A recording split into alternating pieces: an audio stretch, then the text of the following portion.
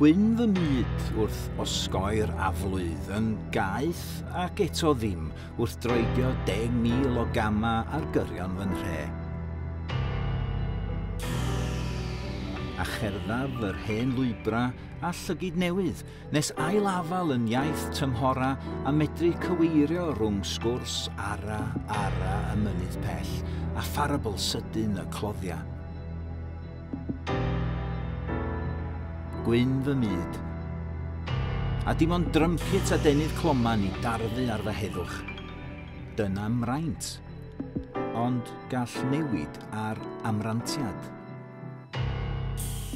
Achos nid fama ces i ngeni na magu mae fama dwi'n byw efo'n plant honedig. Sgyn i'n prawf mod i'n Gymro mae fama dwi wedi gweithio bob un o'r 20 mlynedd dwytha. Ond sneb yn fo herio a iaith front fel na, felly gwyn fy myd. A diolchaf na chaim o'n nadu rhag cael yn rhin mewn sbyty, bod yn stamp wedi dalu ers cyn gennu'r sawl sy'n gwaraddu'n i mi'r hawl. Diolchaf na chaim o'n ni swyddo na'n rhoi allan o'n hyd.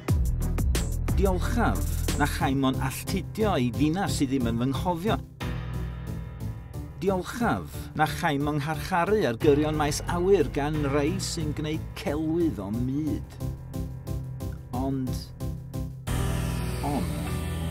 gwyn ein byd pan na allwn gerdded o'r tu arall heibio, pan fo'r rhod yn troi yng nghalon pob tre, a rhodiwn hen lwybra a llygyd newydd, cydroedio drwy'r trwch, drwy fwd y geia, nes cerdded hafa newydd i'n hiaith, nes ailgodi yn amgenach, nes byw mewn lliw,